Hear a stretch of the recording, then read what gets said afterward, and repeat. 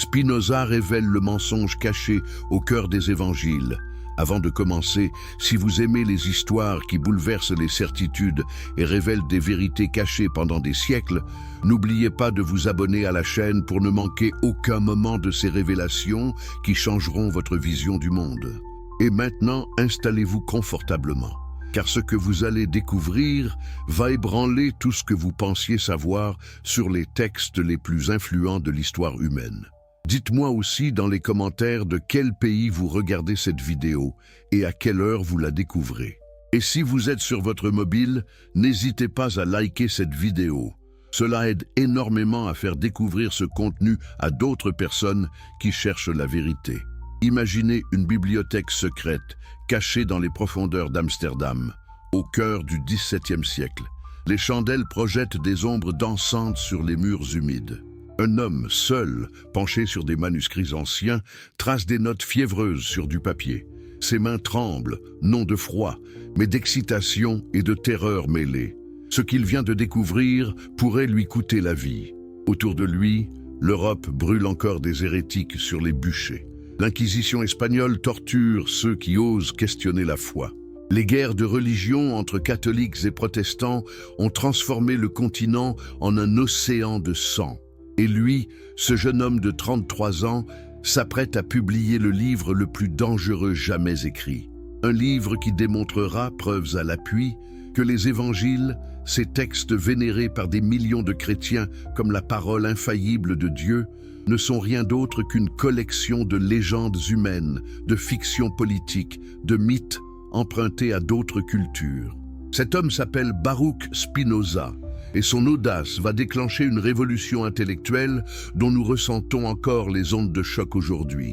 Mais qui était vraiment Spinoza? Pourquoi a-t-il risqué sa vie pour dévoiler ses vérités? Et surtout, qu'a-t-il découvert dans les évangiles qui étaient si explosifs, si dangereux, si inacceptables que l'Église a tout fait pour le faire taire? Pour comprendre, nous devons remonter aux origines, plonger dans l'Amsterdam du XVIIe siècle, cette ville étrange où des réfugiés de toute l'Europe se mêlaient, où les idées circulaient plus librement que partout ailleurs, où un jeune juif portugais allait déclencher un séisme intellectuel dont les répliques résonnent encore dans nos églises, nos universités, nos consciences. Êtes-vous prêts à découvrir ce que Spinoza a révélé? Êtes-vous prêt à voir les évangiles se désintégrer sous le microscope de la raison? Êtes-vous prêt à affronter la possibilité que tout ce que vous avez appris sur Jésus, sur sa divinité, sur sa résurrection, ne soit qu'une construction humaine élaborée pour des raisons politiques et sociales? Si oui, alors accrochez-vous, car ce voyage va être vertigineux. Amsterdam, 1632. L'Europe sortait à peine des horreurs de la guerre de 30 ans. Ce conflit démentiel qui avait ravagé le continent et tué environ 8 millions de personnes. Des villes entières avaient été rasées, des populations entières avaient été massacrées. Et pourquoi? Pour savoir quelle version du christianisme était la vraie. Les catholiques tuaient les protestants tuaient les catholiques, les luthériens se battaient contre les calvinistes. Chaque faction prétendait détenir la vérité divine. Chaque camp affirmait que Dieu était de son côté. Chaque groupe brandissait la Bible comme justification de ses atrocités. C'est dans ce contexte de folie religieuse que naquit Baruch Spinoza, fils de marchands juifs séfarades qui avait fui le Portugal quelques décennies plus tôt. Ses ancêtres portèrent dans leur chair et leur mémoire les stigmates de l'Inquisition. Ils avaient vu leurs parents, leurs amis, leurs voisins arrêtés, torturés, brûlés vifs pour le crime d'avoir pratiqué le judaïsme en secret. L'Inquisition portugaise, cette machine à terroriser les âmes, ne faisait aucune distinction entre les Juifs sincèrement convertis au christianisme et ceux qui pratiquaient leur ancienne foi en cachette. La simple suspicion suffisait. Une dénonciation anonyme et vous vous retrouviez dans les cachots de l'Inquisition où des dominicains zélés vous arrachaient des aveux sous la torture avant de vous conduire à l'autodafé, cette cérémonie publique où l'on brûlait les hérétiques devant des foules en délire. Les parents de Spinoza avaient réussi à échapper à cet enfer. Ils s'étaient installés à Amsterdam, cette ville étonnante qui était devenue le refuge des persécutés de toute l'Europe. Pourquoi Amsterdam était-elle si tolérante? La réponse tenait à l'économie et à la politique. Les Provinces-Unies, nouvellement indépendantes de l'Espagne catholique, avaient besoin de marchands, d'artisans, de banquiers pour construire leur prospérité. Elles ne pouvaient pas se permettre de chasser les Juifs, les catholiques modérés, les protestants hétérodoxes, qui apportaient leurs compétences et leur capital. Cette tolérance était pragmatique, calculée, limitée. Elle n'était pas basée sur des principes philosophiques d'égalité ou de liberté de conscience. C'était une tolérance de façade qui pouvait se retourner à tout moment si les autorités calvinistes qui dominaient de la République se sentaient menacées. Cette précarité permanente, cette conscience que la tolérance n'était qu'une permission révocable et non un droit, allait profondément marquer la pensée de Spinoza. Le jeune Baruch grandit dans cette atmosphère contradictoire. D'un côté, la communauté juive d'Amsterdam jouissait d'une liberté sans précédent. Elle avait ses propres synagogues, ses écoles, ses institutions. Les Juifs pouvaient pratiquer leur religion ouvertement, ce qui était impensable dans la plupart des pays européens. De l'autre côté, cette liberté restait fragile, conditionnelle. Les Juifs devaient rester discrets, ne pas provoquer les chrétiens, ne pas donner de raison aux autorités de revenir sur leur tolérance. C'est dans ce contexte que commença l'éducation religieuse de Spinoza. Comment se déroulait cette éducation? Dans les écoles talmudiques de la communauté juive portugaise d'Amsterdam, on enseignait l'hébreu, les textes sacrés, le Talmud, les commentaires rabbiniques. Les élèves apprenaient à débattre, à argumenter, à interpréter les textes avec une rigueur intellectuelle impressionnante. Spinoza excellait dans ses études. Ses maîtres voyaient en lui un futur grand rabbin, peut-être même un nouveau Maïmonide, ce philosophe médiéval qui avait tenté de réconcilier le judaïsme avec la philosophie grecque. Mais quelque chose se produisit dans l'esprit du jeune Baruch. En étudiant les textes sacrés avec tant d'intensité, en les analysant avec tant de rigueur, il commença à voir ce que personne ne voulait voir. Les contradictions sautaient aux yeux. Comment Moïse pouvait-il avoir écrit le Pentateuque, les 5 premiers livres de la Bible, si le dernier livre, le Deutéronome, raconte sa propre mort et son enterrement? Qui avait écrit ces passages? Qui avait vu Moïse mourir et avait ensuite pris la plume pour le raconter? Et si quelqu'un d'autre avait écrit ces passages, qu'est-ce qui garantissait que le reste du Pentateuque était vraiment l'œuvre de Moïse? Les prophètes posèrent des problèmes similaires. Isaïe, par exemple, semblait avoir été écrit par au moins 2 auteurs différents, peut-être 3, séparés par des siècles. Les styles littéraires différaient radicalement. Les contextes historiques évoqués appartenaient à des époques complètement distinctes. Comment un seul prophète du 8e siècle avant notre ère aurait-il pu faire référence à des événements du 6e siècle, voire du 5e siècle? Soit il possédait des pouvoirs de prophétie absolument extraordinaires, soit ces textes avaient été écrits ou modifiés longtemps après leur date prétendue. Ces questions n'étaient pas nouvelles.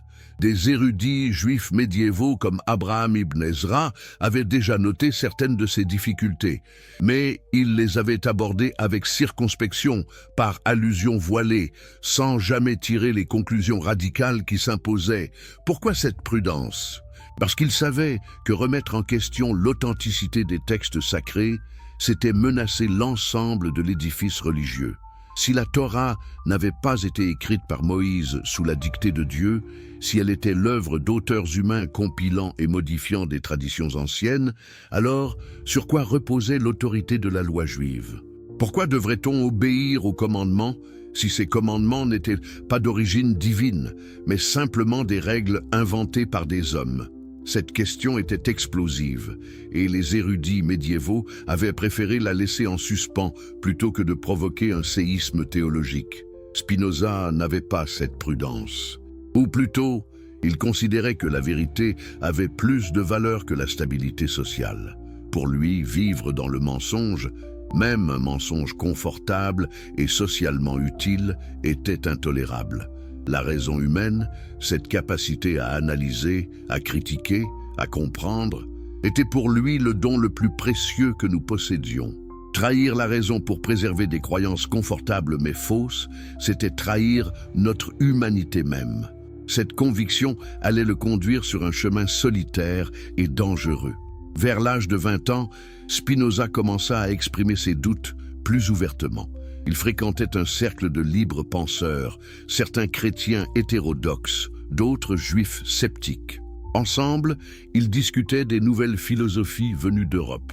René Descartes, ce mathématicien et philosophe français qui avait révolutionné la pensée occidentale avec son doute méthodique et son « je pense donc je suis », était mort en 1650, mais ses idées circulaient clandestinement. Descartes avait montré qu'il fallait tout remettre en question, même les vérités les plus évidentes, pour reconstruire le savoir sur des bases solides. Cette méthode était dangereuse quand on l'appliquait à la religion. Si l'on doutait de tout, si l'on exigeait des preuves pour chaque croyance, que restait-il des dogmes religieux? Les autorités rabbiniques d'Amsterdam commencèrent à s'inquiéter. Des rumeurs circulaient sur ce jeune Spinoza qui posait trop de questions. On l'avait entendu dire que l'âme pourrait ne pas être immortelle, que les anges n'existaient peut-être pas, que Dieu ne punissait pas individuellement les pécheurs, mais agissait à travers des lois naturelles immuables. Ces positions étaient hérétiques, non seulement du point de vue du judaïsme, mais aussi du christianisme. Si Spinoza répandait ces idées, il risquait de mettre en danger toute la communauté juive. Les autorités calvinistes hollandaises, toujours prêtes à suspecter les juifs d'hérésie et d'athéisme, pourraient utiliser les déclarations de Spinoza comme prétexte pour retirer la tolérance accordée aux juifs. La communauté entière pourrait être expulsée, comme elle l'avait été d'Espagne en 1492, du Portugal en 1487 et de tant d'autres pays au cours des siècles. Les rabbins ne pouvaient pas prendre ce risque. Ils tentèrent d'abord la diplomatie. Des émissaires furent envoyés à Spinoza pour le raisonner. On lui expliqua les dangers qu'il faisait courir à sa communauté. On lui demanda de garder ses opinions pour lui, de ne pas les exprimer publiquement. On alla même jusqu'à lui offrir une pension annuelle de 1000 florins, une somme considérable, s'il acceptait de se taire et de participer aux services synagogaux comme un juif ordinaire. 1000 florins, c'était plus que ce que gagnait un artisan qualifié en un an. C'était la liberté financière, la possibilité de poursuivre ses études philosophiques sans se soucier de gagner sa vie. Tout ce qu'on lui demandait en échange, c'était le silence. Tout ce qu'on exigeait, c'était qu'il ne partage pas ses découvertes dangereuses, qu'il garde pour lui les contradictions qu'il avait trouvées dans les textes sacrés, qu'il fasse semblant de croire, même s'il ne croyait plus. Mais Spinoza refusa. Comment aurait-il pu accepter? Comment aurait-il pu vivre avec lui-même en sachant qu'il avait vendu sa conscience pour de l'argent? Cette décision révèle quelque chose de fondamental sur son caractère. Spinoza n'était pas un provocateur qui cherchait la confrontation pour le plaisir de choquer. Il n'était pas un rebelle adolescent qui rejetait l'autorité par principe. C'était un homme profondément moral, convaincu que la vérité avait une valeur absolue, que trahir sa conscience était le pire des crimes qu'un être humain pouvait commettre. Il préférait la pauvreté avec l'intégrité à la richesse avec le mensonge. Il préférait l'isolement avec la vérité à la communauté avec l'hypocrisie. Cette intransigeance morale allait définir toute sa vie et toute sa philosophie. Peut-on imaginer le courage qu'il fallait pour prendre cette position?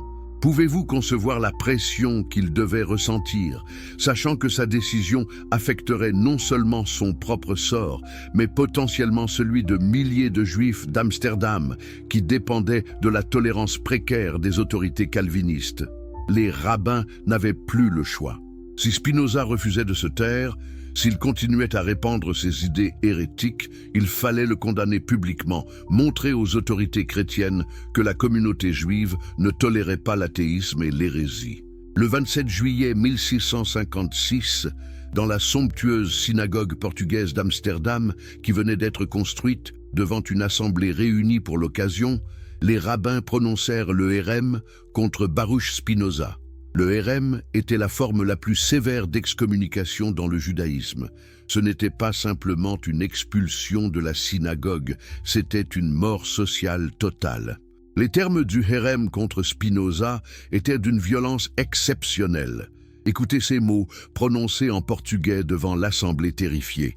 Les chefs de la communauté, ayant longuement délibéré sur les mauvaises opinions et la conduite de Baruch Spinoza, ont décidé, avec l'accord des sages et de toute cette sainte congrégation, qu'il serait excommunié et retranché du peuple d'Israël. Par le décret des anges et le jugement des saints, nous excommunions, maudissons et anathématisons Baruch Spinoza, qu'il soit maudit le jour et maudit la nuit, qu'il soit maudit quand il se couche et maudit quand il se lève, qu'il soit maudit quand il sort et maudit quand il entre, que le Seigneur ne lui pardonne jamais, que la colère et la fureur du Seigneur s'enflamment contre cet homme et apportent sur lui toutes les malédictions écrites dans le livre de la loi. La sentence continuait, que personne ne communique avec lui oralement ou par écrit, que personne ne lui rende aucun service, que personne ne demeure sous le même toit que lui, que personne ne s'approche à moins de 4 coudées de lui, que personne ne lise aucun document composé ou transcrit par lui. Imaginez l'atmosphère dans cette synagogue. Les chandelles projetaient des ombres tremblantes sur les murs. L'assemblée retenait son souffle. Le jeune Spinoza, 23 ans, se tenait debout, seul, face à cette malédiction qui le retranchait à jamais de son peuple. Qu'a-t-il ressenti à ce moment? De la peur, de la colère, du soulagement peut-être d'être enfin libéré de l'hypocrisie, de pouvoir enfin penser et parler librement. Nous ne le savons pas avec certitude. Spinoza n'a laissé aucun témoignage direct de ses émotions ce jour-là.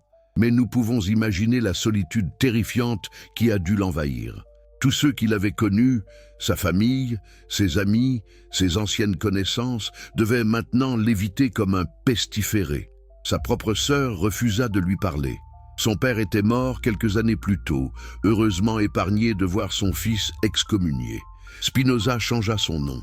Baruch, qui signifie « béni » en hébreu, devint Benedictus, la version latine du même mot. Ce changement symbolisait sa rupture avec le judaïsme et son entrée dans le monde plus large de la République des lettres européennes. Cette communauté informelle de philosophes et de savants qui communiquaient par correspondance à travers tout le continent. Mais que signifiait vivre excommunié dans l'Amsterdam du XVIIe siècle? Spinoza dut trouver un moyen de gagner sa vie. Il apprit le polissage de lentilles optiques, un métier précis qui convenait à son esprit mathématique. Il pouvait fabriquer des lentilles pour les microscopes et les télescopes, ces instruments révolutionnaires qui ouvraient de nouveaux mondes à l'observation scientifique. Ce travail manuel lui procurait un revenu modeste mais suffisant. Plus important, il lui laissait du temps pour philosopher. Les années qui suivirent son excommunication furent des années de réflexion intense. Spinoza commença à développer son propre système philosophique, radicalement différent de tout ce qui avait existé auparavant. Sa philosophie partait d'une idée simple, mais révolutionnaire. Dieu et la nature étaient une seule et même chose. Il n'y avait pas un Dieu transcendant, séparé de sa création, intervenant miraculeusement dans le monde. Il y avait une substance unique, éternelle, infinie, qu'on pouvait appeler indifféremment Dieu ou nature.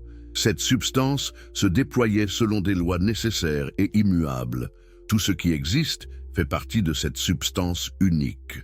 Vous, moi, les étoiles, les pierres, tout n'est que des modes, des expressions temporaires de cette substance éternelle. Cette vision était panthéiste, ou plutôt panenthéiste. Elle supprimait la distinction entre créateur et création, entre sacré et profane, entre surnaturel et naturel. Si Dieu est la nature, alors étudier la nature scientifiquement, c'est étudier Dieu. Comprendre les lois naturelles, c'est comprendre Dieu. Mais inversement, les miracles deviennent impossibles. Comment Dieu pourrait-il violer ses propres lois? Ce serait se contredire lui-même, agir de manière irrationnelle. Un Dieu qui fait des miracles serait un Dieu imparfait, changeant, capricieux. Or Dieu étant parfait, doit agir toujours de la même manière, selon des lois éternelles. Cette philosophie avait des implications dévastatrices pour les religions révélées. Si les miracles sont impossibles, que devient la Bible? Que deviennent les évangiles avec leurs récits de guérisons miraculeuses, de marche sur l'eau, de résurrection? Comment interpréter ces textes si on rejette leur contenu miraculeux? Spinoza se mit au travail. Pendant une dizaine d'années après son excommunication, il accumula des notes, des observations, des analyses sur les textes sacrés. Il étudiait non seulement la Torah et les écrits juifs, mais aussi le Nouveau Testament. Il lisait les évangiles avec le même œil critique qu'il avait porté sur l'Ancien Testament. Et plus il lisait, plus il découvrait les mêmes problèmes. Contradictions, anachronismes, impossibilités factuelles, traces évidentes de multiples auteurs et rédacteurs. Les évangiles, tout comme la Torah, portaient l'empreinte indéniable de mains humaines imparfaites. Ils n'étaient pas la parole de Dieu. Ils étaient des documents historiques, produits par des communautés religieuses spécifiques, pour des raisons théologiques et politiques spécifiques. Vers 1665, Spinoza commença à rédiger le Tractatus Theologico-Politicus, le traité théologico-politique. C'était un livre explosif, peut-être le livre le plus dangereux jamais écrit jusqu'alors. Dans ce traité, Spinoza allait non seulement critiquer les Écritures, mais aussi défendre la liberté de philosopher, attaquer le pouvoir des églises et des théologiens, et proposer une séparation radicale entre religion et État. Le livre fut publié anonymement en 1670, sans nom d'auteur, avec une fausse adresse d'éditeur. Malgré ces précautions, l'identité de Spinoza fut rapidement découverte. Le scandale fut immédiat et immense. Les autorités calvinistes condamnèrent le livre comme un livre forgé en enfer par un juif renégat et le diable. L'Église catholique le mit à l'index des livres interdits. Même les collègues philosophes de Spinoza, des hommes qui se considéraient comme libres penseurs, prirent leur distance. Gottfried Leibniz, qui correspondait avec Spinoza, refusa de le défendre publiquement. Des rumeurs circulèrent selon lesquelles des fanatiques religieux voulaient assassiner le philosophe hérétique. Ces menaces n'étaient pas vaines. Un jour, en sortant de chez lui, Spinoza fut attaqué par un homme armé d'un couteau. Le philosophe réussit à se défendre et à s'échapper, mais son manteau fut troué par la lame. Spinoza conserva ce manteau troué toute sa vie, suspendu dans sa chambre, comme rappel permanent du prix de la vérité. Pouvez-vous imaginer vivre dans cette terreur constante? Savoir que dire la vérité telle que vous la voyez pourrait vous coûter la vie? Que des hommes, au nom de la religion et de Dieu, étaient prêts à vous tuer pour avoir osé analyser rationnellement leurs textes sacrés. Cette violence religieuse n'était pas exceptionnelle au XVIIe siècle. C'était la norme. Des milliers de personnes étaient encore torturées et exécutées chaque année en Europe pour crimes d'hérésie, de sorcellerie ou simplement de non-conformité religieuse. L'Inquisition espagnole, portugaise et romaine continuaient leurs œuvres sinistres. Les protestants persécutaient les catholiques dans certains pays, les catholiques persécutaient les protestants dans d'autres. Les deux camps s'accordaient pour persécuter les juifs et les athées. Spinoza dut refuser plusieurs opportunités qui auraient amélioré sa condition matérielle, mais augmenté son exposition publique. En 1673, le prince électeur palatin lui offrit une chaire de philosophie à l'université de Heidelberg. C'était une offre tentante. Une position universitaire prestigieuse, un salaire confortable, la possibilité d'enseigner et de former des disciples. Mais l'offre venait avec une condition. Spinoza devrait éviter de troubler la religion publiquement établie. Cette condition était inacceptable pour lui. Comment pourrait-il philosopher librement s'il devait auto-censurer ses conclusions pour ne pas offenser les autorités religieuses? Spinoza déclina poliment l'offre. Il préférait rester dans sa modeste chambre louée, polissant des lentilles pour vivre, philosophant dans la solitude, plutôt que d'accepter une cage dorée qui limiterait sa liberté de penser. Cette décision révèle encore une fois son intégrité absolue. Combien d'entre nous aurions le courage de refuser sécurité et prestige pour préserver notre liberté intellectuelle? Combien d'universitaires aujourd'hui autocensurent leurs recherches, évitent les sujets controversés, se plient aux orthodoxies en vigueur pour protéger leur carrière? Les dernières années de Spinoza furent marquées par une santé déclinante. Le polissage de lentilles, métier qu'il exerçait pour gagner sa vie, impliquait de respirer constamment de la poussière de verre. Cette poussière endommagea progressivement ses poumons. Il développa une tuberculose, ou peut-être une silicose. Sa respiration devenait de plus en plus difficile. Les toux devenaient de plus en plus violentes. Mais il continua à travailler. Son chef-d'œuvre, l'Éthique, restait à terminer. C'était une œuvre monumentale, écrite dans le style géométrique euclidien, avec des axiomes, des propositions, des démonstrations. Dans ce livre, Spinoza développait sa vision complète de Dieu, de la nature, de l'esprit humain, des émotions, de la liberté. C'était une tentative audacieuse de construire une philosophie complètement rationnelle, où chaque conclusion découlait logiquement de prémices clairement établies. Le 21 février 1677, Baruch Spinoza mourut à l'âge de 44 ans dans sa chambre louée à La Haye. Seuls quelques amis proches assistèrent à ses funérailles. L'Église refusa de l'enterrer en terre chrétienne. La synagogue l'avait déjà maudit 20 ans plus tôt. Il fut enterré dans un cimetière anonyme, probablement le Nieuwkerk de La Haye. Mais l'emplacement exact de sa tombe fut perdu. Mais la mort physique de Spinoza ne mit pas fin à son influence. Bien au contraire. Ses œuvres, publiées quelques mois après sa mort par ses amis fidèles, commencèrent à circuler clandestinement à travers l'Europe. Copiées à la main, passées de lecteur en lecteur, discutées dans des cercles secrets, les idées spinozistes se répandirent comme un feu souterrain. Les philosophes des Lumières, un siècle plus tard, reconnaîtraient leur dette envers Spinoza. Voltaire, malgré quelques réserves, admirait son courage. Diderot et les encyclopédistes français puisèrent largement dans sa critique des religions révélées. Les philosophes allemands, de Lessing à Hegel, en passant par le jeune Goethe, furent profondément influencés par sa vision panthéiste de Dieu. Même les athées du XIXe siècle, qui rejetaient totalement l'idée de Dieu, reconnaissaient que Spinoza avait ouvert la voie en soumettant les textes sacrés à l'analyse critique.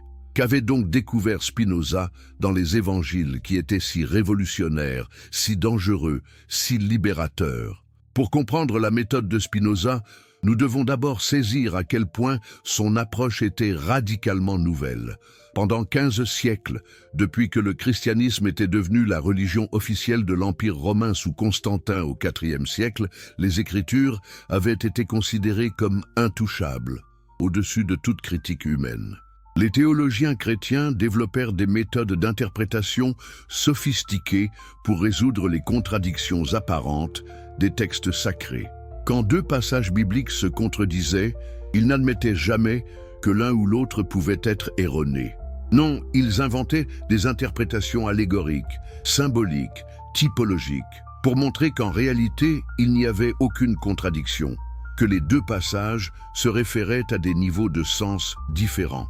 Cette méthode d'interprétation permettait de dire à peu près n'importe quoi sur n'importe quel passage biblique. Un texte pouvait avoir un sens littéral, un sens allégorique, un sens moral, un sens anagogique.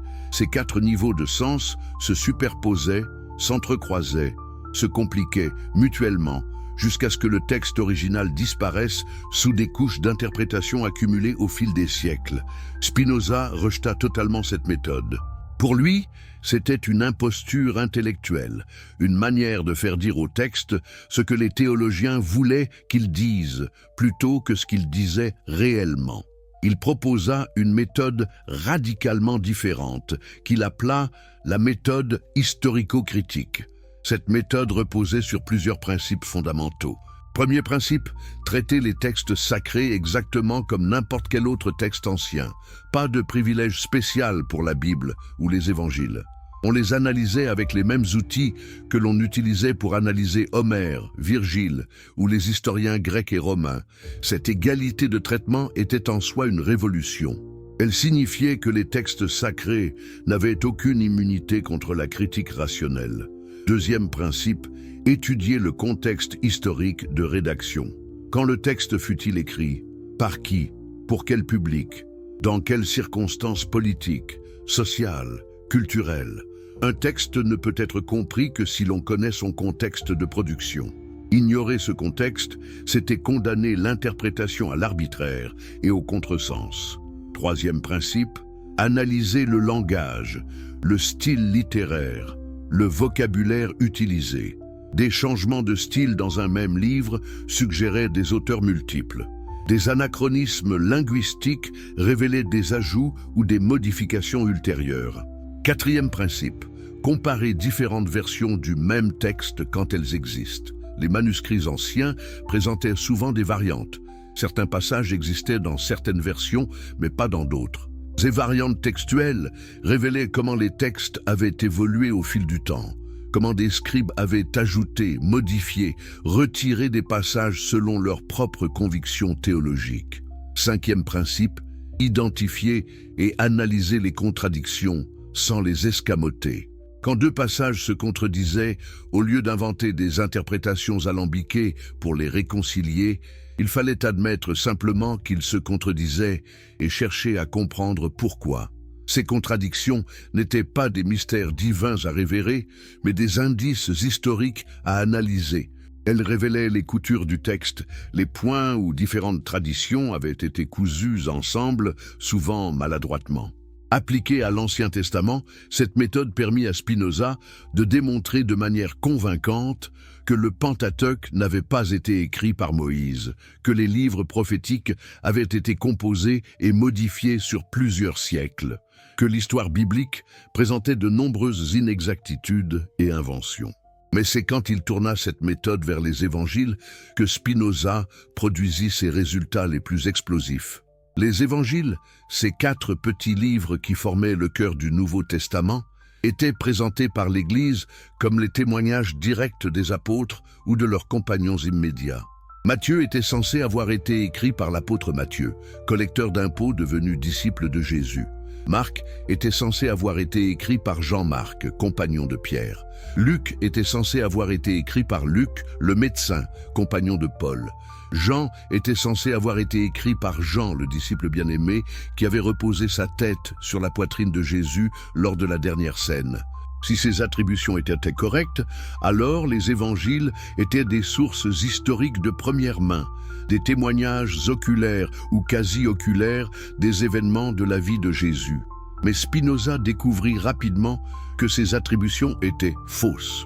Comment le savait-il? Les évangiles eux-mêmes ne prétendent nulle part avoir été écrits par Matthieu, Marc, Luc ou Jean. Ce sont des textes anonymes. Les titres « selon Matthieu »,« selon Marc », etc. furent ajoutés au IIe siècle, longtemps après la rédaction des textes. Ces titres reflétaient les traditions des communautés chrétiennes sur l'origine de ces textes, mais ces traditions n'étaient pas nécessairement fiables. Pire encore, les évangiles contiennent des indices internes qui prouvent qu'ils ne peuvent pas avoir été écrits par des témoins oculaires. Prenons l'évangile de Marc, généralement considéré comme le plus ancien. Cet évangile fut probablement écrit vers 70 de notre ère, environ 40 ans après la crucifixion de Jésus. Comment le savons-nous? Parce que Marc fait référence à la destruction du temple de Jérusalem qui eut lieu en 70 lors de la révolte juive contre Rome.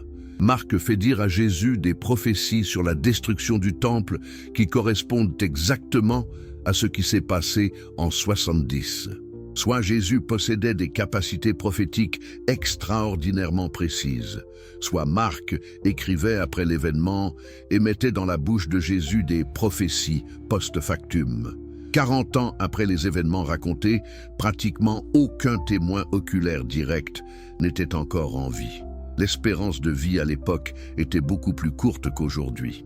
La plupart des disciples de Jésus, si l'on en croit la tradition chrétienne, avaient été martyrisés dans les décennies précédentes. Pierre, crucifié à Rome.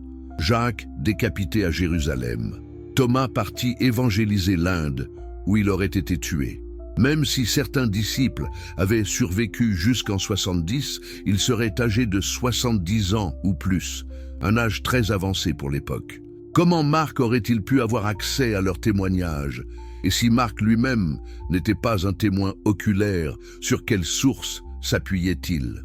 La réponse devient évidente quand on lit Marc attentivement. Il compile des traditions orales, des anecdotes transmises dans les communautés chrétiennes, des récits de miracles probablement embellis au fil des transmissions successives. Marc organise ce matériel selon un schéma théologique plutôt que chronologique. Son évangile n'est pas une biographie moderne, factuelle et chronologique. C'est une proclamation théologique sur qui était Jésus et ce que signifiait sa mort et sa résurrection. Matthieu et Luc, écrits probablement dans les années 80-90, posent des problèmes encore plus flagrants. Ces deux évangiles utilisent Marc comme source principale. On peut le prouver en comparant les textes. De longs passages de Matthieu et de Luc sont pratiquement identiques à Marc, parfois mot pour mot. Comment expliquer cette similitude? La seule explication raisonnable est que Matthieu et Luc avaient le texte de Marc devant eux et le copièrent. Mais s'ils étaient des témoins oculaires indépendants, pourquoi auraient-ils eu besoin de copier un autre évangile? Ne se seraient-ils pas fiés à leurs propres souvenirs? Le fait qu'ils copient Marc prouve qu'ils ne sont pas des témoins oculaires. Ils sont des auteurs de deuxième ou troisième génération, compilant des sources écrites antérieures et des traditions orales. De plus, Matthieu et Luc utilisent une autre source commune, que les spécialistes modernes appellent la source Q, un document aujourd'hui perdu qui contenait principalement des enseignements de Jésus. Matthieu et Luc partagent environ 250 versets qui ne se trouvent pas dans Marc. Et ces versets se ressemblent tellement qu'ils doivent provenir d'une source commune. Mais voici le problème dévastateur. Si Matthieu et Luc utilisent les mêmes sources principales, Marc et Q, pourquoi leurs évangiles sont-ils si différents sur des points cruciaux? Pourquoi donnent-ils deux généalogies complètement différentes de Jésus? Pourquoi racontent-ils deux histoires totalement distinctes de la naissance de Jésus? Matthieu parle des mages venant d'Orient, guidés par une étoile, de la fuite en Égypte pour échapper au massacre des innocents ordonné par Hérode. Luc ne sait rien de tout cela. Il parle d'un recensement qui amène Marie et Joseph à Bethléem, de bergers visités par des anges, d'un retour paisible à Nazareth sans aucune fuite en Égypte ni massacre d'innocents. Ces deux récits ne peuvent pas être vrais simultanément. Ils se contredisent mutuellement. Si les mages étaient venus et si Hérode avait ordonné le massacre, Luc l'aurait-il ignoré? Si Marie et Joseph avaient fui en Égypte, Luc aurait-il raconté qu'ils retournèrent tranquillement à Nazareth? L'explication la plus simple et la seule rationnellement tenable est que ces deux histoires de naissance sont des légendes, créées indépendamment par les communautés mathéennes et lucaniennes, pour répondre à des objections théologiques et accomplir des prophéties de l'Ancien Testament. L'évangile de Jean, le quatrième et dernier évangile canonique, pose des problèmes encore plus graves. Jean fut probablement rédigé vers 90-100 de notre ère, 60 à 70 ans après la crucifixion.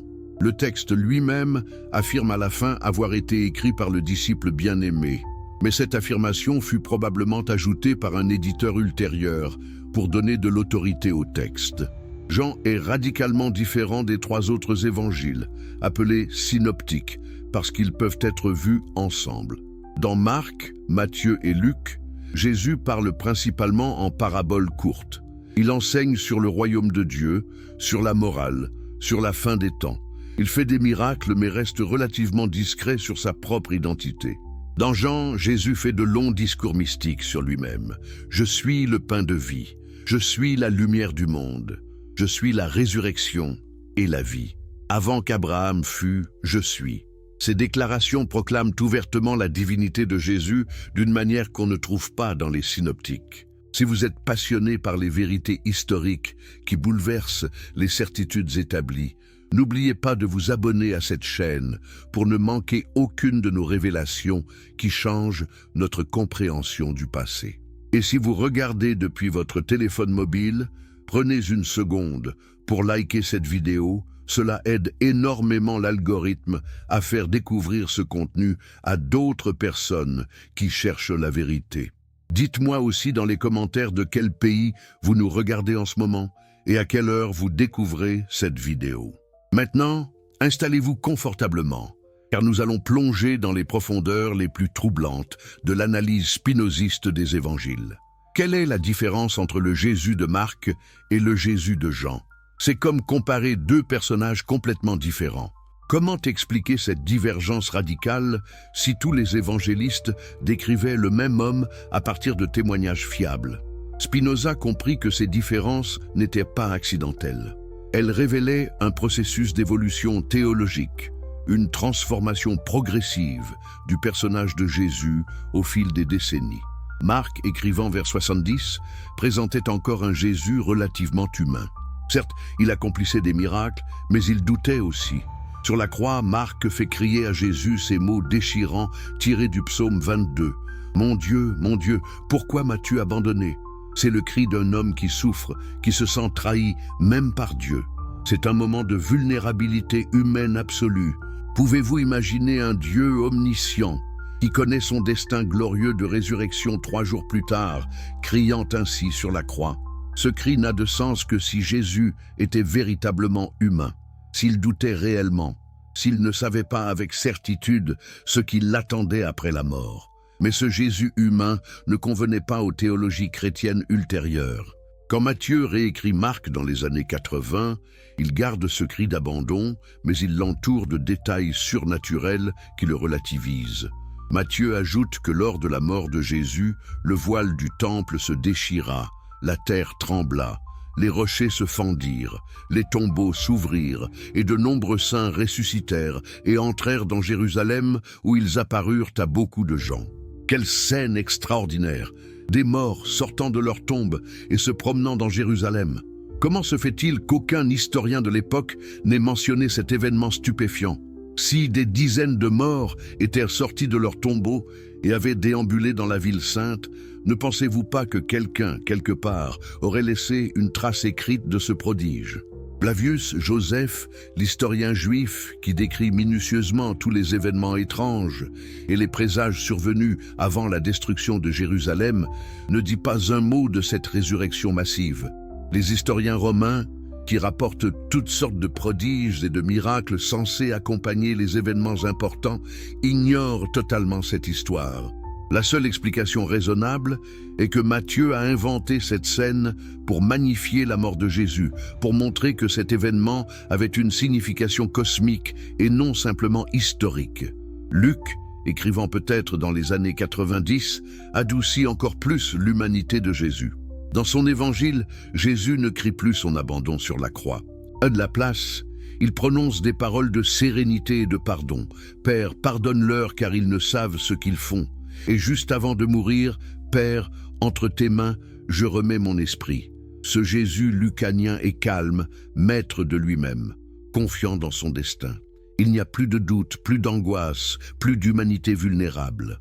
Puis arrive Jean, probablement rédigé vers 90-100, et là, la transformation est complète. Le Jésus de Jean n'a plus rien d'humain. Dès le premier verset, Jean proclame « Au commencement était le Verbe, et le Verbe était avec Dieu, et le Verbe était Dieu. » Ce verbe, ce logos en grec, c'était une notion philosophique empruntée au stoïcisme et au platonisme. C'était le principe rationnel qui gouvernait l'univers, l'intelligence divine qui avait créé et ordonné toutes choses.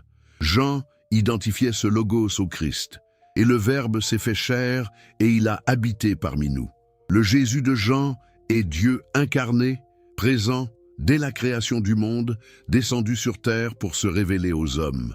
Cette évolution du Jésus humain de Marc au logos divin de Jean ne s'est pas produite par hasard. Elle reflétait les besoins théologiques changeants des communautés chrétiennes primitives. Dans les années 70, après la destruction de Jérusalem et l'échec de la révolte juive, les chrétiens étaient encore principalement des juifs convertis ou des sympathisants gentils du judaïsme. Ils voyaient Jésus comme le Messie juif prophétisé, un homme exceptionnel, choisi par Dieu pour accomplir une mission spéciale. Mais dans les années 80 et 90, le christianisme commençait à se répandre parmi les populations grecques et romaines, qui n'avaient aucune connexion avec le judaïsme. Pour ces populations hellénisées, imprégnées de philosophie grecque, la notion d'un Messie juif n'avait aucun sens. Il fallait présenter Jésus d'une manière qui résonne avec leur univers conceptuel, d'où l'identification johannique de Jésus avec le Logos, un concept que tout grec éduqué comprenait et respectait. Mais cette hellénisation du christianisme avait un coût. Elle transformait une secte juive apocalyptique en une religion philosophique universelle. Le message original de Jésus, centré sur l'imminence du royaume de Dieu et le renversement de l'ordre social établi, fut progressivement spiritualisé et dépolitisé. Le royaume de Dieu n'était plus un événement historique à venir, mais une réalité spirituelle intérieure. « Mon royaume n'est pas de ce monde », fait dire Jean à Jésus. Cette phrase était cruciale. Elle signifiait que le christianisme ne menaçait pas l'Empire romain, qu'il ne prêchait pas la rébellion contre César, qu'il était politiquement inoffensif. Les autorités romaines pouvaient tolérer une religion qui promettait un royaume céleste après la mort. Elles ne pouvaient pas tolérer un mouvement qui promettait de renverser les puissants et d'exalter les humbles dans ce monde-ci. Comprenez-vous la transformation? Le Jésus historique, ce prédicateur apocalyptique qui annonçait la fin imminente du monde romain, avait été domestiqué, pacifié, transformé en un professeur de sagesse spirituelle inoffensif. Spinoza voyait dans cette évolution la preuve que les évangiles n'étaient pas des documents historiques neutres, mais des textes théologiques et politiques, façonnés par les besoins spécifiques des communautés qui les produisaient. Chaque génération de chrétiens réécrivait Jésus à sa propre image, selon ses propres besoins.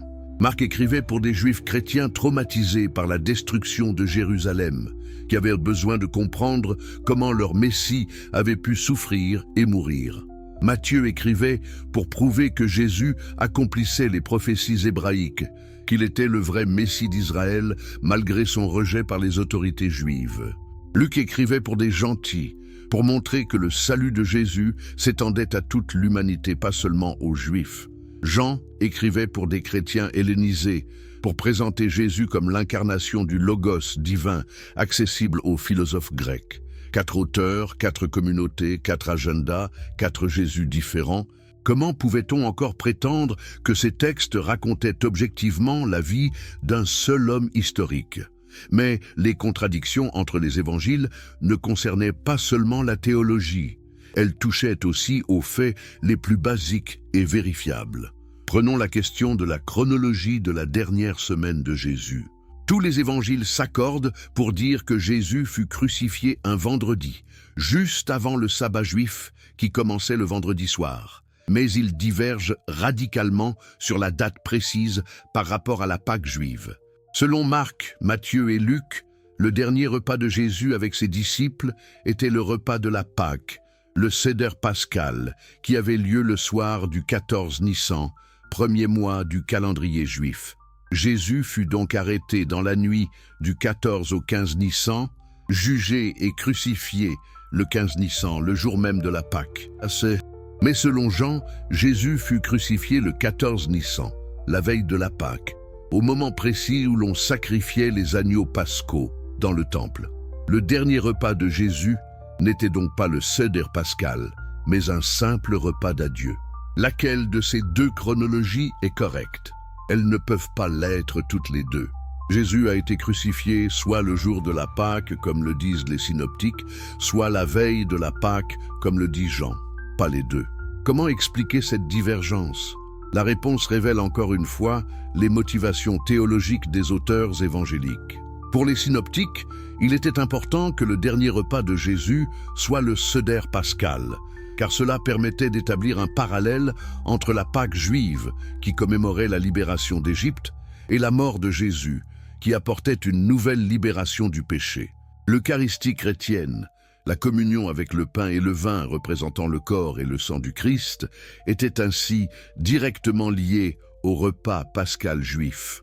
Pour Jean, il était plus important que Jésus meure au moment précis du sacrifice des agneaux pascaux, car cela faisait de lui l'agneau de Dieu qui enlève le péché du monde, une image théologique centrale dans son évangile. Jean sacrifia donc l'exactitude historique sur l'autel de la symbolique théologique. Peu lui importait quand Jésus était réellement mort. Ce qui comptait, c'était ce que cette mort signifiait dans le plan divin du salut. Mais ce faisant, Jean prouvait involontairement ce que Spinoza affirmait. Les évangiles n'étaient pas des reportages historiques. C'étaient des proclamations théologiques qui utilisaient l'histoire comme matériau brut à façonner selon leurs besoins doctrinaux. Les récits de la résurrection offraient peut-être l'exemple le plus flagrant de ces contradictions insolubles. La résurrection était censée être l'événement le plus important de toute l'histoire chrétienne, la preuve ultime que Jésus était bien le Fils de Dieu, que sa mort n'avait pas été une défaite, mais une victoire cosmique sur le péché et la mort. Vous pourriez vous attendre à ce qu'un événement si crucial soit raconté avec une précision méticuleuse et une cohérence parfaite par tous les témoins. Mais c'est exactement le contraire qui se produit. Les récits de la résurrection dans les 4 évangiles se contredisent sur presque tous les détails. Commençons par le dimanche matin, quand les femmes se rendent au tombeau. Combien de femmes y allèrent-elles? Marc dit qu'il y avait Marie-Madeleine, Marie mère de Jacques et Salomé. Matthieu dit qu'il y avait Marie-Madeleine et l'autre Marie. Luc mentionne Marie-Madeleine, Jeanne, Marie mère de Jacques et les autres femmes avec elle. Jean dit qu'il y avait seulement Marie-Madeleine. 3 femmes, 2 femmes, au moins 4 femmes, une seule femme. Laquelle de ces versions est correcte? Que trouvèrent les femmes en arrivant au tombeau? Selon Marc, elles virent un jeune homme vêtu d'une robe blanche, assis à droite dans le tombeau. Selon Matthieu, un ange du Seigneur descendit du ciel, roula la pierre et s'assit dessus. Son aspect était comme l'éclair, et son vêtement blanc comme la neige. Selon Luc, 2 hommes, en vêtements éblouissants, se tinrent près d'elle. Selon Jean, Marie-Madeleine vit 2 anges, vêtus de blanc, assis là où avait reposé le corps de Jésus, l'un à la tête et l'autre aux pieds. Un jeune homme, un ange, 2 hommes, 2 anges. Ces descriptions ne correspondent pas. De plus, la séquence des événements diffère radicalement. Chez Marc et Luc, les femmes entrent dans le tombeau et y trouvent le ou les messagers célestes. Chez Matthieu, l'ange descend du ciel devant les femmes et roule la pierre en leur présence. Chez Jean, Marie-Madeleine voit d'abord que la pierre a été roulée, court chercher Pierre et Jean, revient avec eux au tombeau, et seulement après leur départ, voit-elle les 2 anges. Comment des témoins oculaires d'un même événement pourraient-ils raconter des versions si divergentes? Les apparitions de Jésus ressuscité présentent des divergences encore plus graves. À qui Jésus apparut-il en premier? Marc, dans sa version la plus ancienne, ne raconte aucune apparition du tout. L'évangile se termine brusquement avec les femmes fuyant le tombeau vide, saisies de tremblements et d'effroi, et elles ne dirent rien à personne car elles avaient peur. C'est une fin étrange et abrupte, tellement étrange que des scribes ultérieurs ajoutèrent 2 fins alternatives, appelées aujourd'hui la fin courte et la fin longue de Marc, pour donner une conclusion plus satisfaisante. Ces ajouts prouvent que même les premiers chrétiens trouvaient troublante cette fin originale sans apparition de Jésus. Matthieu raconte que Jésus apparut aux femmes en Galilée, puis aux 11 disciples sur une montagne de Galilée. Luc raconte que Jésus apparut à 2 disciples sur le chemin d'Emmaüs, près de Jérusalem, puis aux 11 apôtres rassemblés à Jérusalem même. Jean raconte que Jésus apparut d'abord à Marie-Madeleine seule dans le jardin près du tombeau, puis aux disciples rassemblés dans une maison fermée à clé, puis à Thomas 8 jours plus tard, puis à 7 disciples au bord du lac de Tibériade en Galilée. Notez les contradictions géographiques. Chez Matthieu, toutes les apparitions ont lieu en Galilée. Chez Luc, toutes les apparitions ont lieu à Jérusalem ou ses environs immédiats. Luc fait même dire à Jésus ressuscité aux disciples de rester à Jérusalem jusqu'à ce qu'il soit revêtu de la puissance d'en haut. Comment les disciples auraient-ils pu rester à Jérusalem, comme l'ordonne Luc, tout en allant en Galilée, comme le raconte Matthieu? La Galilée se trouvait à environ 150 km au nord de Jérusalem, plusieurs jours de marche. Ces 2 récits sont géographiquement incompatibles. De plus, le comportement de Jésus ressuscité varie étrangement d'un évangile à l'autre. Chez Luc, Jésus mange du poisson avec ses disciples pour prouver qu'il n'est pas un esprit, mais possède un corps physique. Il invite Thomas à toucher ses blessures. Chez Jean, Jésus traverse des portes fermées, apparaît et disparaît mystérieusement. Est-il corporel ou spirituel? Matériel ou immatériel? Les évangélistes eux-mêmes semblent incertains.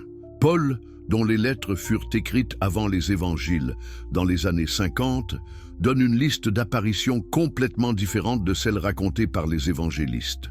Dans sa première lettre aux Corinthiens, écrite vers 55 de notre ère, donc seulement 25 ans après la crucifixion, Paul énumère les apparitions du Christ ressuscité. Il apparut à Céphas, puis aux 12, ensuite à plus de 500 frères à la fois, ensuite à Jacques, puis à tous les apôtres, et en dernier lieu, il m'apparut à moi aussi comme à l'avorton. Cette liste ne correspond à aucun des récits évangéliques. Les évangiles ne mentionnent aucune apparition à 500 personnes à la fois. Ils ne mentionnent aucune apparition spéciale à Jacques le frère de Jésus.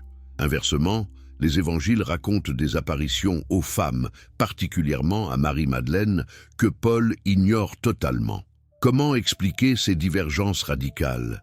Si Paul et les évangélistes avaient accès aux mêmes traditions fiables sur la résurrection, pourquoi leurs récits diffèrent-ils autant? L'explication la plus simple est qu'il n'y avait pas de tradition unique et cohérente. Il y avait de multiples histoires, circulant dans différentes communautés, des histoires qui se contredisaient, qui évoluaient au fil du temps, qui étaient modifiées pour servir différents buts théologiques. Spinoza tirait de ces contradictions une conclusion dévastatrice. Les récits de la résurrection n'étaient pas des témoignages historiques fiables, mais des légendes pieuses, créées et embellies par des communautés de croyants pour exprimer leur foi en la victoire de Jésus sur la mort. Ces histoires n'avaient pas besoin d'être cohérentes parce qu'elles n'étaient pas destinées à être des reportages factuels. Elles exprimaient une conviction théologique, la certitude que Jésus était vivant d'une manière ou d'une autre, qu'il n'avait pas été vaincu par la mort. Mais traduire cette conviction théologique en événements historiques spécifiques créait inévitablement des contradictions, car différentes communautés imaginaient cet événement transcendant de manière différente. Pour un historien moderne appliquant les méthodes critiques de Spinoza, la conclusion s'impose. Nous ne pouvons pas savoir ce qui s'est réellement passé après la crucifixion de Jésus. Tout ce que nous avons, ce sont des récits légendaires, contradictoires, écrits des décennies après les faits, par des auteurs qui n'étaient pas des témoins oculaires, et qui écrivaient pour propager une foi plutôt que pour rapporter des faits. Mais peut-être la découverte la plus troublante de Spinoza concernait les motivations politiques derrière la rédaction des évangiles. Pour comprendre ces motivations, nous devons nous replonger dans le contexte historique explosif de la Judée au 1er siècle. La Palestine sous occupation romaine était une poudrière prête à exploser. Les Juifs détestaient leurs occupants romains avec une passion viscérale. Rome ne représentait pas seulement une domination politique et militaire. C'était une offense religieuse, une profanation permanente de la Terre Sainte. Des soldats païens foulaient le sol que Dieu avait promis à Abraham. Des aigles romaines, symboles idolâtres, étaient plantés à Jérusalem. Le grand prêtre du temple, censé être le médiateur entre Dieu et son peuple, était nommé et révoqué au bon plaisir du gouverneur romain. Cette situation était intolérable pour de nombreux Juifs pieux. Des mouvements de résistance émergèrent. Les Zélotes, dont le nom signifie « les zélés pour la loi », prônaient la guerre sainte contre Rome. Ils refusaient de payer l'impôt à César, considérant que seul Dieu était leur roi. Les sicaires, nommés d'après les petites dagues qu'ils cachaient sous leurs vêtements, assassinaient les collaborateurs juifs en plein jour dans les rues de Jérusalem. Ces tensions culminèrent en 66 de notre ère dans la grande révolte juive. Ce qui commença comme une émeute locale à Jérusalem se transforma rapidement en une guerre d'indépendance nationale. Les rebelles juifs réussirent initialement à infliger plusieurs défaites humiliantes aux forces romaines. Ils prirent le contrôle de Jérusalem, massacrèrent la garnison romaine, bâtirent une légion entière envoyée de Syrie. Pendant 4 ans, la Judée fut indépendante. Mais Rome ne pouvait tolérer cette rébellion. L'empereur Vespasien puis son fils Titus menèrent une campagne impitoyable pour écraser la révolte. En 70 de notre ère, après un siège de plusieurs mois, les légions romaines prirent Jérusalem. La ville fut rasée. Le temple, ce magnifique édifice reconstruit par Hérode le Grand et considéré comme une des merveilles du monde antique, fut incendié et détruit. Les pierres massives furent démontées une par une pour récupérer l'or fondu dans les interstices par l'incendie. Des centaines de milliers de Juifs furent tués. Des dizaines de milliers furent vendus comme esclaves. C'était une catastrophe nationale absolue. un traumatisme collectif dont le judaïsme porte encore les cicatrices aujourd'hui. Dans ce contexte de désastre national, que devinrent les communautés chrétiennes primitives? Rappelez-vous, à cette époque, le christianisme n'était pas encore une religion distincte du judaïsme. C'était une secte juive parmi d'autres, celle qui croyait que Jésus était le Messie. Les premiers chrétiens étaient tous des juifs. Ils fréquentaient le temple. Ils respectaient la loi de Moïse. Ils ne mangeaient pas de porc. Ils pratiquaient la circoncision. La principale différence avec les autres juifs était leur croyance que le Messie était déjà venu en la personne de Jésus et qu'il reviendrait bientôt pour établir le royaume de Dieu. Quand la révolte éclata en 66, que firent les chrétiens juifs? Selon une tradition rapportée par l'historien chrétien Eusèbe au IVe siècle, les chrétiens de Jérusalem quittèrent la ville avant le siège et se réfugièrent à Péla, de l'autre côté du Jourdain. Ils refusèrent de participer à la révolte contre Rome. Pourquoi? Probablement parce que Jésus avait prêché la non-violence, le pardon des ennemis, tendre l'autre joue. Peut-être aussi parce qu'ils croyaient que le royaume de Dieu viendrait par une intervention divine et non par une guerre humaine. Cette décision de ne pas combattre Rome eut des conséquences énormes. Les chrétiens furent perçus comme des traîtres par les juifs nationalistes. Comment pouviez-vous prétendre être le vrai Israël tout en refusant de défendre Jérusalem contre les païens? Cette rupture entre chrétiens et juifs non chrétiens s'approfondit après 70. Les rabbins pharisiens, seul groupe juif majeur à survivre à la destruction du temple, commencèrent à reconstruire le judaïsme sur de nouvelles bases. Sans temple, sans sacrifice, sans prêtre, le judaïsme devait se réinventer. Les rabbins firent de la Torah et de son étude le nouveau centre du judaïsme. Ils standardisèrent les prières, les rituels, l'interprétation des Écritures. Et dans ce processus de reconstruction, ils exclurent progressivement les chrétiens. Vers 90 de notre ère, les rabbins ajoutèrent aux prières quotidiennes une malédiction contre les hérétiques, clairement dirigée contre les chrétiens. Désormais, un juif ne pouvait plus être chrétien et rester dans la synagogue. Il devait choisir. C'est dans ce contexte traumatique de destruction nationale, de rupture entre juifs et chrétiens, de persécution mutuelle, que les évangiles furent écrits. Marc écrivit vers 70, au moment même de la destruction de Jérusalem, ou juste après. Matthieu et Luc écrivirent dans les années 80-90, après la rupture définitive entre synagogue et église. Jean écrivit vers 90-100, quand cette rupture était complète et irréversible. Comprenez-vous maintenant pourquoi les évangiles présentent les Juifs d'une manière si négative? Ce n'était pas du racisme gratuit, c'était le reflet d'un conflit historique concret entre deux groupes qui se disputaient l'héritage d'Israël. Les évangélistes devaient expliquer pourquoi Jésus, présenté comme le Messie d'Israël, avait été rejeté par son propre peuple. Ils devaient justifier pourquoi la majorité des Juifs n'avaient pas accepté Jésus, alors que de plus en plus de gentils le faisaient. La solution fut de noircir les autorités juives, de les présenter comme obstinément aveugles, hypocrites, mauvaises. Les pharisiens, qui dans la réalité historique étaient probablement assez proches de Jésus théologiquement, devinrent dans les évangiles ses ennemis acharnés, des hypocrites préoccupés uniquement par des règles rituelles mesquines. Parallèlement à ce noircissement des autorités juives, les évangiles blanchissaient systématiquement les autorités romaines. Pilate, le gouverneur romain qui ordonna la crucifixion de Jésus, est présenté comme un homme juste, réticent à condamner un innocent, forcé par la pression de la foule juive.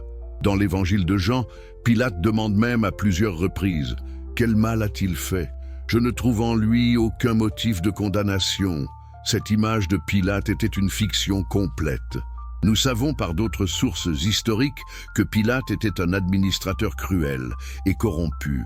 Philon d'Alexandrie, philosophe juif contemporain, décrit Pilate comme naturellement inflexible, impitoyable et obstiné. Il l'accuse de corruption, d'insultes, de rapines, d'outrages, de vexations continuelles, d'exécutions sans jugement et d'une cruauté sans borne. L'historien juif Flavius Joseph raconte comment Pilate provoqua plusieurs crises en Judée par son mépris des sensibilités religieuses juives. Il fit entrer secrètement à Jérusalem des enseignes militaires portant l'effigie de l'empereur, violant ainsi l'interdiction juive des images. Quand les Juifs protestèrent, il menaça de les massacrer, ne cédant que devant leur volonté de mourir plutôt que de tolérer cette profanation. Il utilisa l'argent du trésor du temple pour construire un aqueduc, provoquant une émeute qu'il réprima sauvagement en envoyant des soldats déguisés massacrer les manifestants. Ce Pilate historique n'aurait eu aucun scrupule à crucifier un prédicateur juif agitateur. La crucifixion était le châtiment romain standard pour la sédition, la rébellion contre l'autorité de Rome. Des milliers de Juifs furent crucifiés par les Romains au 1er siècle. Après la révolte de 66-70, Titus fit crucifier tellement de prisonniers juifs que, selon Joseph, il manqua de croix et de place pour les planter. Si Jésus fut crucifié, c'est que Rome le considérait comme une menace politique, probablement comme un autre prédicateur messianique prônant la libération d'Israël. L'inscription sur la croix, telle que rapportée par les évangiles, indiquait le motif de la condamnation. Jésus de Nazareth, roi des Juifs.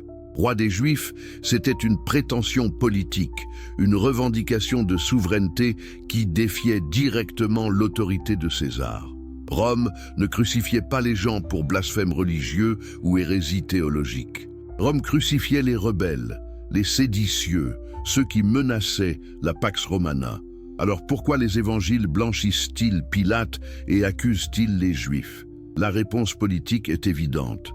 Les communautés chrétiennes, après la catastrophe de 70, voulaient prouver aux autorités romaines qu'elles n'étaient pas une secte juive rebelle, mais un mouvement distinct, loyal à l'Empire. Vous êtes en train de découvrir des vérités qui ont été cachées pendant des siècles.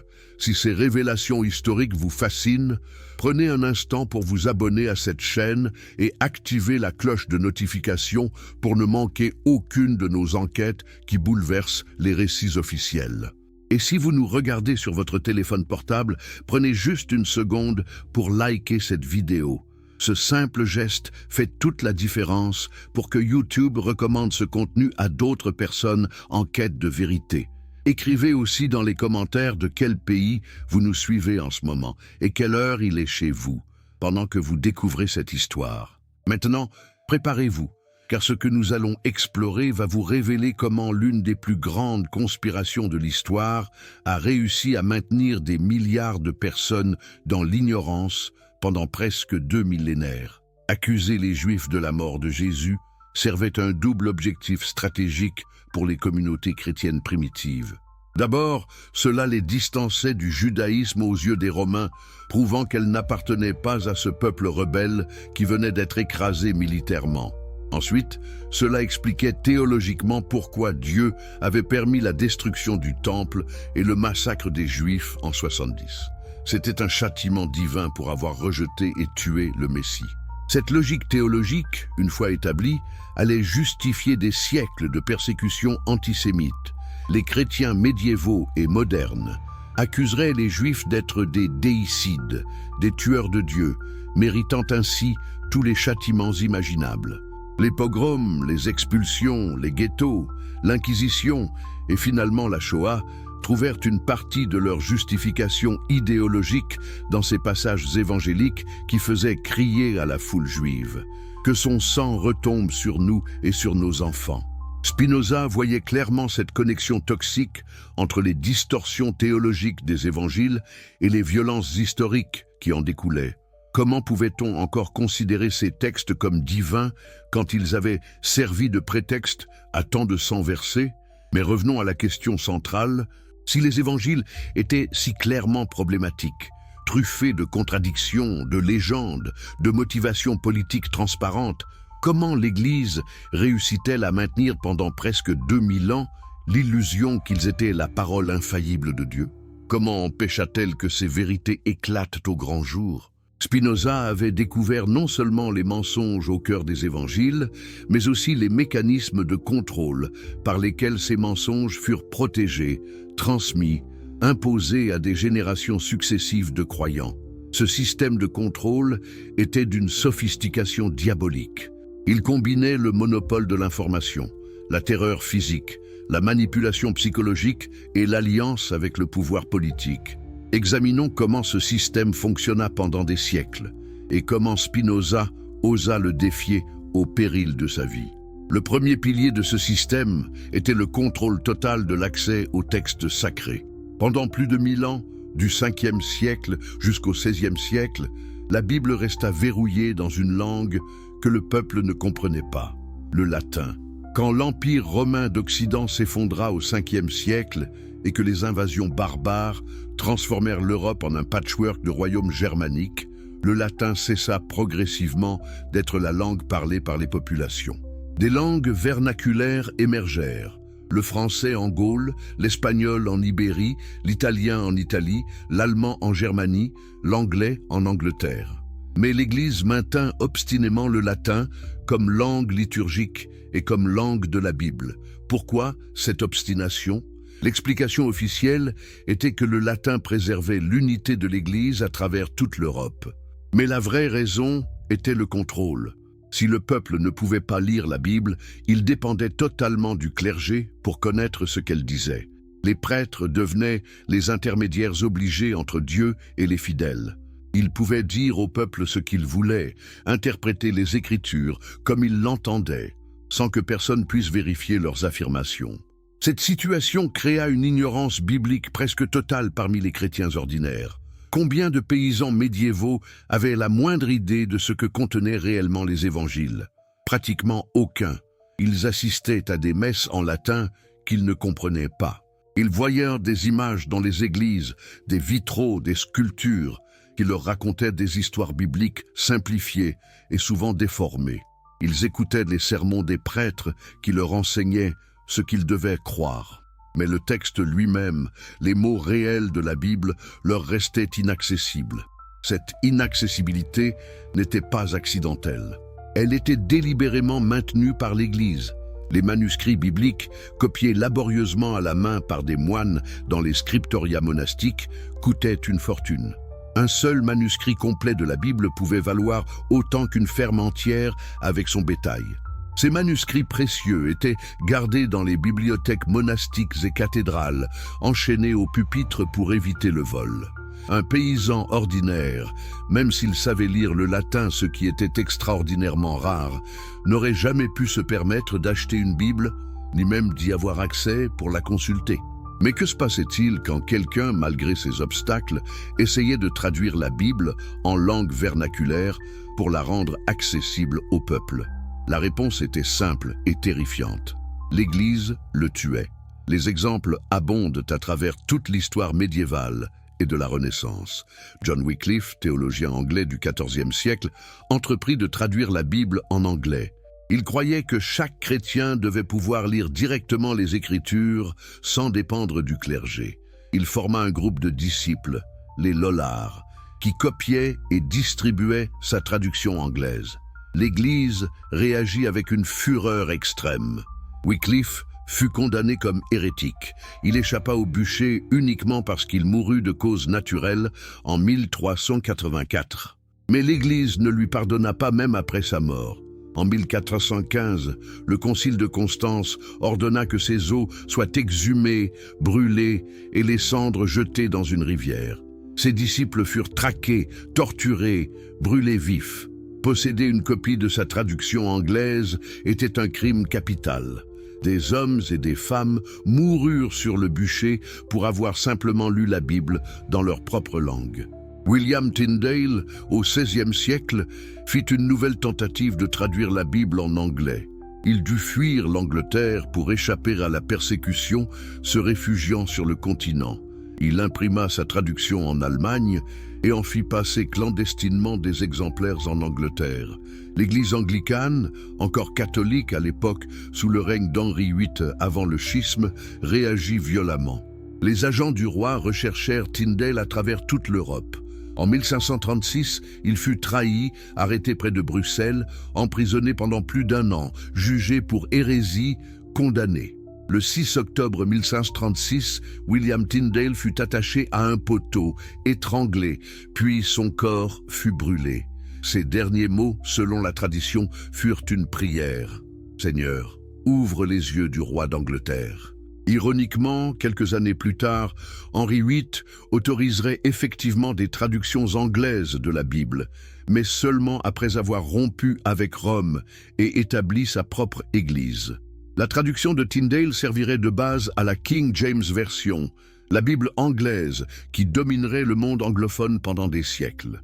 Mais Tyndale lui-même paya de sa vie le crime d'avoir voulu que les gens ordinaires puissent lire les Écritures. En France, en Espagne, en Italie, partout en Europe catholique, le schéma se répétait. Quiconque osait traduire la Bible en langue vernaculaire ou même simplement posséder une telle traduction risquait la mort. Pourquoi l'Église était-elle si terrifiée par l'idée que les gens ordinaires lisent la Bible ? Officiellement, l'Église prétendait protéger les fidèles contre les mauvaises interprétations. Les Écritures étaient complexes, disait-elle, et nécessitaient l'interprétation guidée de théologiens formés. Si n'importe qui pouvait les lire et les interpréter, cela mènerait au chaos doctrinal, à l'hérésie, à la division. Mais cette explication officielle cachait la vraie raison. L'Église savait que si les gens lisaient la Bible par eux-mêmes, ils découvriraient les contradictions, les impossibilités, les divergences entre ce que la Bible disait réellement et ce que l'Église enseignait. Ils poseraient des questions embarrassantes. Où la Bible enseigne-t-elle le purgatoire? Où parle-t-elle de l'infaillibilité papale? Où ordonne-t-elle le célibat des prêtres? Où justifie-t-elle la vente des indulgences? Où mandate-t-elle le culte des saints et des reliques? La vérité était que beaucoup de doctrines et pratiques de l'Église médiévale n'avaient aucun fondement biblique clair. Elles s'étaient développées au fil des siècles par tradition, par décision conciliaire, par décrets papaux. Si les fidèles pouvaient vérifier dans les Écritures, tout l'édifice doctrinal risquait de s'effondrer.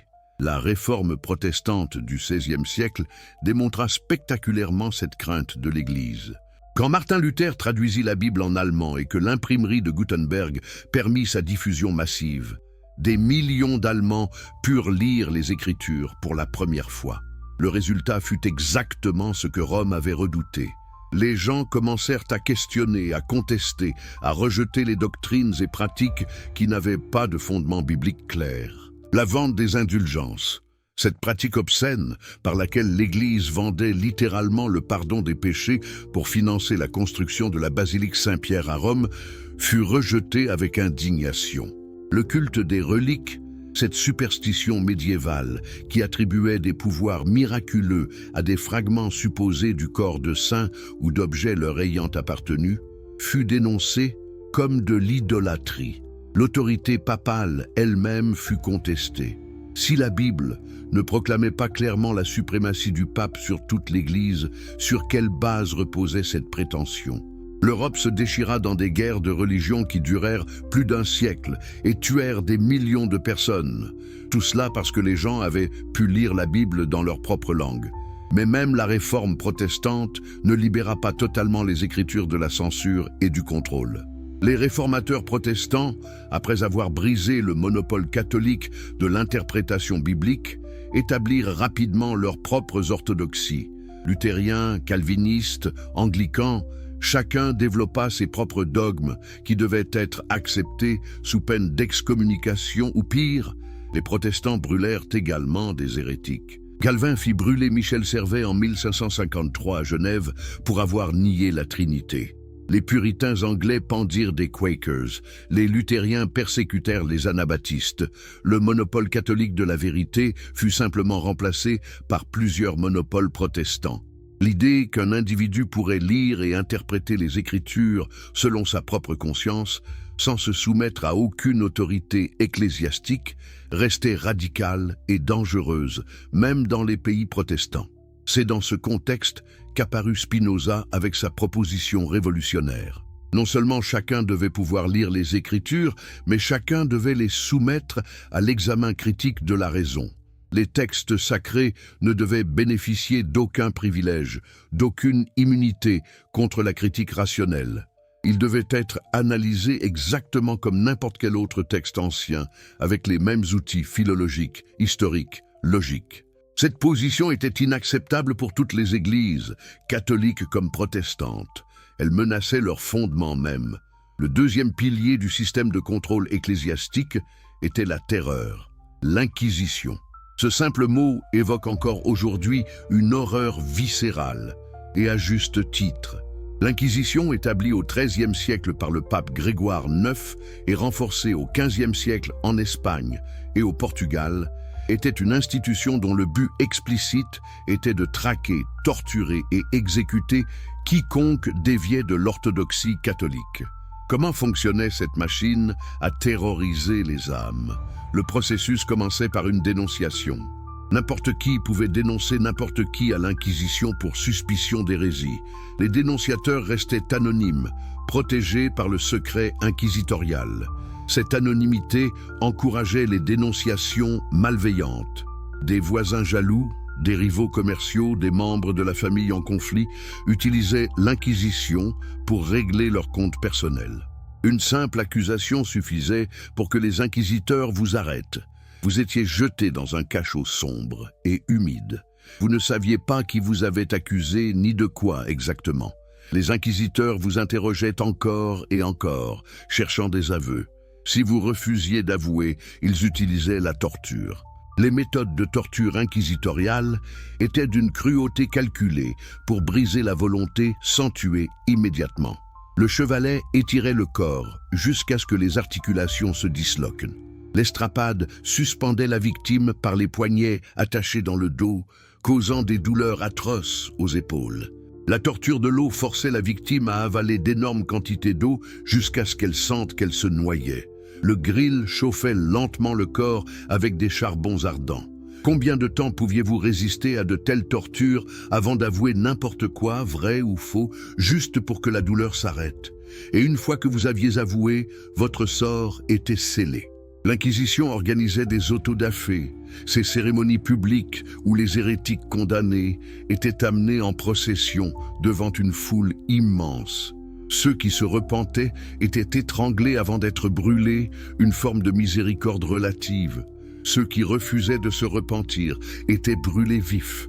Imaginez l'horreur, attachés à un poteau au centre d'un bûcher.